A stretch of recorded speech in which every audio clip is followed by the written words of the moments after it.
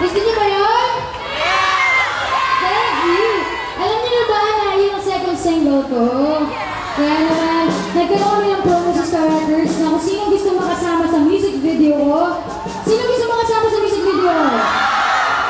Pwede kayo magpasa sa Star Records ng inyong lyric music video kung sino mananalo makakasama sa music video shoot ko. So yun.